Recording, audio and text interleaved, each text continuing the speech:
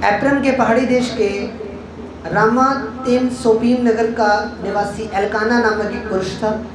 वह प्रेमी था और सूप के पुत्र तोहू का प्रपोता, एलोही का पोता और यरोहम का पुत्र था। उसके 2 पत्नियां थी, एक का नाम हन्ना और दूसरी का पनिन्ना था। पनिन्ना के तो बालक हुए परंतु हन्ना के कोई बालक ना हुआ। वह पुरुष प्रतिवर्ष अपने नगर से सेनाओं के यहोवा को दंडवत करने और मेल बलि चढ़ाने के लिए शीलो में जाता था। वहाँ होप्नी और पिनहास नामक एली के दोनों पुत्र रहते थे जो यहोवा के याजक थे। जब जब एल्काना मेल बलि चढ़ाता तब तब वह अपनी पत्नी पनिन्ना को और उसके सब बेटे बेटियों को दान दिया करता था, परंतु हन्ना की वह दोनों दान दिया करता था, क्योंकि वह हन्ना से प्रीति रखता था। तो भी यहोवा ने उसकी कोख बंद कर रखी थी, परंतु उसकी सोच इस कारण से कि यहोवा ने उसकी कोख बंद कर रखी थी, उसे अत्यंत चिढ़ा कर कुड़ाती रहती थी। वह तो प्रतिवर्ष ऐसा ही करता था। और जब हन्ना यहोवा के भवन को जाती थी तब पनिन्ना उसको चिढ़ाती थी, इसलिए वह रोती और खाना न खाती थी। उसके पति एल्काना ने उससे कहा, हे हन्ना, तू क्यों रोती है और खाना क्यों नहीं खाती और तेरा मन क्यों उदास है? क्या तेरे लिए मैं 10 बेटों से भी अच्छा नहीं? हालेलुया। यहाँ पे हम हन्ना की स्टोरी देख रहे हैं। हन्ना जो थी वो एक बांझ थी। हालेलुया। उसके कोई भी औलाद नहीं थी। ये उसकी शर्मिंदगी थी। आमीन। जो हन्ना थी, हन्ना की एक शर्मिंदगी थी। वो शर्मिंदगी क्या थी कि वो बांझ थी। हालेलुया। कूलर बंद कर दो कूलर, थोड़ा डिस्टर्बेंस हो रही है बस। हालेलुया। हन्ना की एक समस्या थी, वो बांझ थी। उसकी ये शर्मिंदगी थी, जो बांझपन था वो उसकी शर्मिंदगी थी। मेरे प्रियो, आपके जीवन में कोई शर्मिंदगी हो सकती है। गरीबी आपके जीवन में एक शर्मिंदगी हो सकती है। कर्जा आपके जीवन में एक शर्मिंदगी हो सकती है। आपकी अच्छी सेहत ना रहना, ये भी आपकी शर्मिंदगी हो सकती है। हन्ना के जीवन में भी एक शर्मिंदगी थी, पर आपकी शर्मिंदगी, जब आपका विश्वास खुदावंद यीशु मसीह पर है, आपकी शर्मिंदगी को वो दूर करेगा एक दिन यीशु मसीह के नाम में। क्योंकि उसके कलाम में लिखा है कि वह तुम्हारे मुंह को कभी भी काला होने ना देगा, वो तुम्हें कभी भी शर्मिंदा ना होने देगा, वो तुम्हें हमेशा ब्लेस रखेगा, तुम्हारी मदद सहायता करेगा यीशु मसीह के सामर्थ्य नाम में। हालेलुया। जो हन्ना की जो सौतन थी पनिन्ना, वो उसको चिढ़ाती थी, उसको बांझ बोलती थी, उसको बहुत कुछ बोलती थी बिना पेड़ का फल है तू, और उसको बहुत कुछ बोलती थी, उसको ताने मैंने मारती थी। पर जो हन्ना थी, हन्ना रोती थी। फिर जब वो उसको ताने मारती थी तो हन्ना रोती थी। हन्ना पनिन्ना को तो कुछ नहीं कहती थी, पर वो अपने परमेश्वर के सामने रोती थी। अपनी समस्याओं को दुनिया को बताने से कुछ नहीं होगा मेरे प्रियो। दुनिया सिर्फ आपका मजाक बनाएगी, आपकी परिस्थितियों पे हंसेगी, आपके बुरे हालातों पे हंसेगी, पर अपना दुख अपने परमेश्वर के सामने जब रो के बताओगे, तुम हन्ना की तरह ब्लेस होने वाले हो यीशु मसीह के नाम में। दुनिया को बताने से कुछ नहीं होगा। प्रार्थना में जाओ, परमेश्वर से प्रार्थना करो, अपने दिल का हाल प्रभु को सुनाओ, अपने दिल की बात खोल के प्रभु के सामने रखो, आंसू के साथ प्रार्थना करो। बाइबल में लिखा, जो आंसू के साथ बोते हैं वो हंसते हुए जयकारों के साथ काटते हैं। आप रोते हुए बोओगे ज़रूर, पर जो आपको प्रतिफल मिलेगा, जो परमेश्वर आपके आंसू को, बाइबल में लिखा, वो आपके आंसुओं को गिरने नहीं देता धरती पे, वो आपके आंसुओं को कुप्पी में संभाल के रखने वाला परमेश्वर है। एक खुदा के दास को परमेश्वर ने स्वर्ग में उठाया, तो जब स्वर्ग में वो दास खुदा का गया, तो वो एक स्थान पे उसको प्रभु का आत्मा लेके गया। एक कमरा था बहुत बड़ा, और उस कमरे के अंदर बोतलें पड़ी थी, बोतलें। और उन बोतलों के अंदर क्या थे? उन बोतलों के अंदर पानी था। तो जब उस खुदा के दास ने बोला कि प्रभु ये क्या, कौन से कमरे में तू मुझे ले आया? क्या ये दर्शन है? बोतलें दिख रही हैं मुझे, इस कमरे में तो सिर्फ बोतलें पड़ी हैं और कुछ भी नहीं पड़ा। प्रभु ने कहा, मेरे बेटे, ये मेरे लोगों के आंसू हैं। हालेलुया। प्रभु ने अपने दासों को, अपने लोगों के, अपने विश्वासियों के आंसुओं को धरती पे गिरने नहीं दिया। उसने बोतलों में संभाल के रखा हुआ है, उसने कुप्पियों में संभाल के रखा हुआ है। वो आपको एक न एक दिन जरूर आपके आंसुओं का उत्तर देगा यीशु मसीह के नाम में। हालेलुया। आपका आंसू आपकी आंख से निकला जरूर है, पर मेरे प्रियो वो धरती पे नहीं गया, वो धरती पे नहीं गिरा। आपका परमेश्वर आपसे इतना प्रेम करता है कि उसने अपने आपके आंसुओं को भी संभाल के रख रखा है। इतना महान, इतना प्रेम करने वाला वो परमेश्वर है। तो जब पनिन्ना उसको चिढ़ाती थी, उसको बोलती थी तो बांझ है, तो ये है, तो वो है, पर फिर वो रोती थी और खाना नहीं खाती थी, पर वो प्रभु के सामने रोती थी। हालेलुया। पर उसका हस्बैंड बड़ा अच्छा था, जो क्या नाम था इसका, हालेलुया, एल्काना। जो एल्काना था वो एक बड़ा ही अच्छा हस्बैंड था। हालेलुया। वो उसको बोलता था, तू क्यों रो रही है, क्यों खाना नहीं खा रही, तेरा मन क्यों उदास है, क्या तेरे लिए मैं 10 बेटों से अच्छा नहीं। हालेलुया। उसके हस्बैंड ने उसके दुख के टाइम में उसका साथ दिया, उसको डिवोर्स नहीं दिया, उसको छोड़ा नहीं, पर उसको बोलता था कि तू मेरे लिए, तू 10 बेटों से भी तू उत्तम है। हालेलुया। अच्छा हस्बैंड लाइफ में होना बहुत ज़्यादा इम्पोर्टेंट है। और ये आपका प्रेयर पॉइंट होना चाहिए कि प्रभु तुम्हें अच्छा जीवन साथी दे। लड़कों का भी होना चाहिए, लड़कियों का भी होना चाहिए। हालेलुया। अगर अच्छा जीवन साथी ना मिले तो लाइफ बर्बाद है। हालेलुया। तो आपको प्रेयर करनी है कि प्रभु एक अच्छा आत्मिक जन मुझे मिले। जो एल्काना था, एल्काना ने उसको त्यागा नहीं। एल्काना ने उसको ये नहीं बोला, अरे जा मर जाके, तो बांझ है, तूने तो मेरा वंश ही नहीं बढ़ाया, क्या तू 10 से शादी करके तो मेरे कर्म फूट गए। ऐसे नहीं बोला एल्काना ने। पर एल्काना ने क्या बोला, उसके दुख के टाइम के अंदर, जब वो दुख में थी हन्ना, जब वो टूटी हुई थी, जब वो बिल्कुल उसका कोई सहारा नहीं था, उस टाइम के ऊपर भी उसके पति ने उसका साथ दिया। मेरे प्रियो, आपको अपने बच्चों के लिए प्रे करनी है। आपके अपने बच्चों के लिए प्रे करनी है आपको कि प्रभु ने एक अच्छा जीवन साथी दे। हालेलुया। और ये आपका प्रेयर पॉइंट रहना चाहिए। हालेलुया। आगे वचन में लिखा, हन्ना और एली। तब शीलो में खाने और पीने के बाद हन्ना उठी और यहोवा के मंदिर की चौखट के एक बाजू के पास एली याजक कुर्सी पर बैठा हुआ था। वह मन में व्याकुल होकर यहोवा से प्रार्थना करने और बिलक बिलक कर रोने लगी।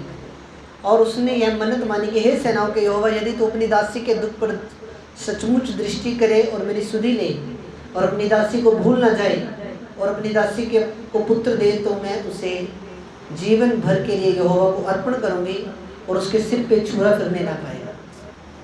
तब वह यहोवा के सामने ऐसी प्रार्थना कर रही थी, तब एली उसके मुंह की ओर ताक रहा था। अन्ना मन ही मन कह रही थी और उसके होठ तो हिलते थे, परंतु उसके शब्द न सुनाई पड़ते थे। इसलिए एली ने समझा कि नशे में है। तब एली ने उससे कहा, तू कब तक नशे में रहेगी, अपना नशा उतार। हन्ना ने कहा, नहीं मेरे प्रभु, मैं दुखिया हूँ, मैंने ना तो दाख मधु पिया है और न मदिरा, और मैंने अपने मन की बात खोलकर यहोवा से कही है। अपनी दासी को ओछी सी स्त्री ना जान। जो कुछ मैंने अब तक कहा वह बहुत ही शोकित होने और चिढ़ाई जाने के कारण कहा। एली ने कहा, कुशल से चली जा, इजराइल का परमेश्वर यहोवा तुझे मन चाह भर दे। उसने कहा, तेरी दासी तेरी दृष्टि में अनुग्रह पाए। और वैसे स्त्री चली कर खाना खाया और उसके मुंह पे फिर उदासी ना रही। हालेलुया। अब हन्ना क्या कर रही है? हन्ना के, मैं ये वचन पहले भी प्रचार कर चुका हूँ, पर पवित्र आत्मा की अगुवाई से दोबारा प्रचार कर रहा हूँ आज। हन्ना के पास 2 ऑप्शन थे। या तो हन्ना अपने बांझपन के अंदर ही सारी उम्र पड़ी रहती और उसी शर्मिंदगी में जीती, पर हन्ना ने दूसरा ऑप्शन चुना। हन्ना ने कहा, मैं उठूंगी, मैं प्रेयर करूंगी, मैं दुआ करूंगी, मैं अपनी शर्मिंदगी को दूर करूंगी प्रार्थनाओं के द्वारा। किसके द्वारा? आपकी शर्मिंदगी, आपकी गरीबी, आपका कर्जा, आपके जीवन में जो कर्ज चल रहे हैं, जो बैकग्राउंड से आए हैं, वो कैसे दूर होंगे? वो प्रेयर से दूर होंगे। आपकी लाइफ में जो जनरेशनल कर्ज चल रहे हैं वो कैसे दूर होंगे? Bye prayer. हन्ना अपने बांझपन के अंदर भी मर सकती थी, पर हन्ना ने एक डिसीजन लिया। मैं यहोवा से प्रार्थना करूँगी, मैं रोऊंगी, मैं खुदा के सामने रो रो के दुआ करूँगी, प्रभु मेरी प्रार्थना को सुनेगा एक दिन। आपको क्या लगता है कि हन्ना ने पहली बार वो मंदिर में गई और पहली बार प्रार्थना की, प्रभु ने पहली बार में ही सुन लिया? नहीं, पर हन्ना को पता था। हन्ना एक बहुत अच्छी विश्वासी थी प्रभु की। वो हर साल प्रभु के मंदिर में जाती थी प्रभु की महिमा करने के लिए। हालेलुया। हन्ना को पता था कि मैं इस शर्मिंदगी को बाय प्रार्थना के द्वारा मैं दूर कर सकती हूँ। आज आपकी लाइफ में गरीबी हो सकती है, आज आपकी लाइफ में प्रॉब्लम्स हो सकती हैं, पर प्रार्थनाओं के द्वारा आप हर चीज़ के ऊपर जय पाते हो यीशु मसीह के नाम में। आप प्रेयर के द्वारा, जैसे हन्ना ने अपनी शर्मिंदगी को दूर किया प्रार्थना के द्वारा, वैसे आप भी अपनी शर्मिंदगी को दूर करोगे। वो बीमारी जो जा नहीं रही है, डॉक्टरों के द्वारा भी नहीं जा रही है, वैसे भी नहीं जा रही है, और बट जब आप प्रेयर में रहोगे और आप प्रेयर करोगे लगातार, प्रभु आपके मसलों को हल करेगा यीशु मसीह के नाम में।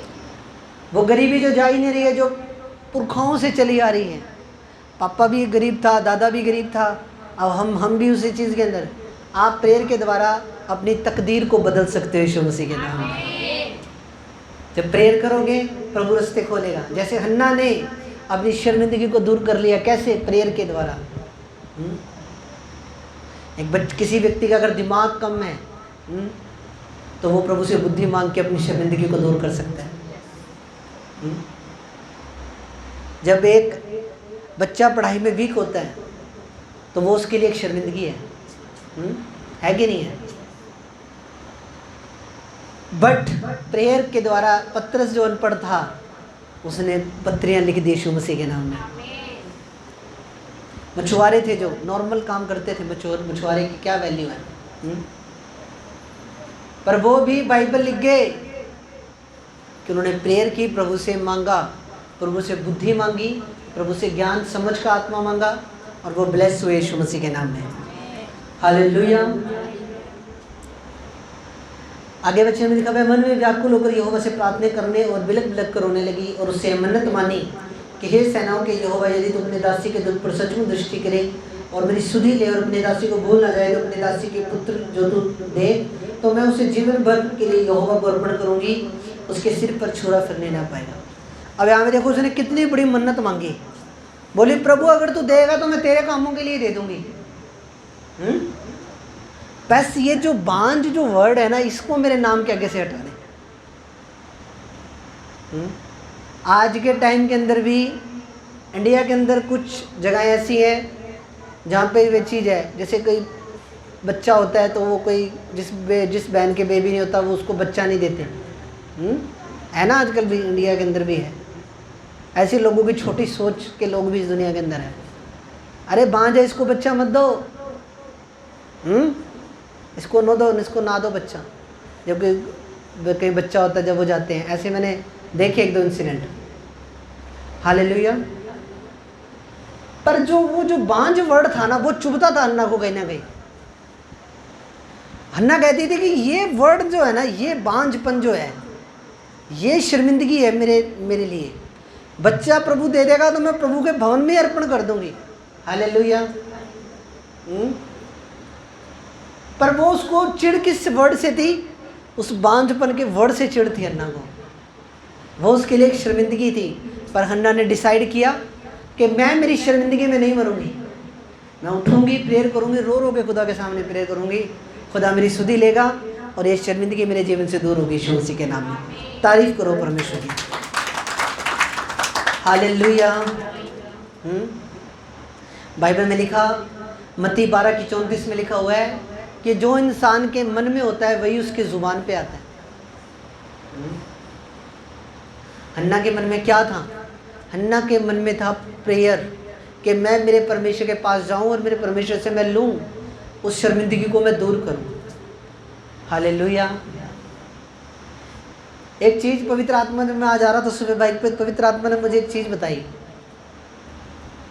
प्रभु ने बोला, मेरे बेटे, विश्वासी जो है ना आज के, वो कुछ बोना नहीं चाहते, पर प्रभु से उम्मीद करते हैं, मुझसे उम्मीद करते हैं कि मैं उन्हें करोड़ों रुपए दूं, अरबों रुपए दूं, लाखों रुपए दूं, पर बोना नहीं चाहते लोग। प्रभु ने ये बात मेरे को बोली। कि बोना नहीं चाहते पर बरकतें चाहिए इनको लाखों वाली करोड़ों वाली, पर बोने के लिए तैयार नहीं। बोला इम्पॉसिबल है ये चीज़ कि बिना बोए कोई भी बरकत नहीं ले सकता। जब हन्ना को प्रभु ने एक बेबी दिया तो उसके बाद प्रभु ने उसको कितने बेटे दिए? 2:20 में लिखा, पहला शमूएल के। एली ने एल्काना और उसकी पत्नी को आशीर्वाद देकर कहा, यहोवा उस बालक के बदले जो उसको अर्पण किया गया है तुझको इस पत्नी से वंश दे। तब वह अपने यहाँ चले गई। यहोवा ने हन्ना की सुधि ली और वह गर्भवती हुई। उसके 3 बेटे और 2 बेटियां और उत्पन्न हुई और बालक शमूएल यहोवा के भवन में रहता और बढ़ता गया। ध्यान से समझो वचन। विश्वासी एक्सेप्ट क्या सोच रहा है? विश्वासी का माइंडसेट क्या है आज के टाइम में? कि मुझे बोना ना पड़े पर प्रभु मुझे लाखों दे, करोड़ों दे। ऐसे नहीं हो सकता। जो लोग ऐसा सोचते हैं उनकी सोच कैसी है? उनकी सोच फनी टाइप सोच है, फनी। कैसी सोच है? फनी सोच है उनकी, है। वो ना 1.5 शाणे बनते हैं, उनकी सोच फनी है, पर वो उनको ये लगता है कि हाँ भाई प्रभु तो ऐसे ही है, प्रभु ने पूरी सृष्टि बनाई है, प्रभु महाबुद्धिमान है।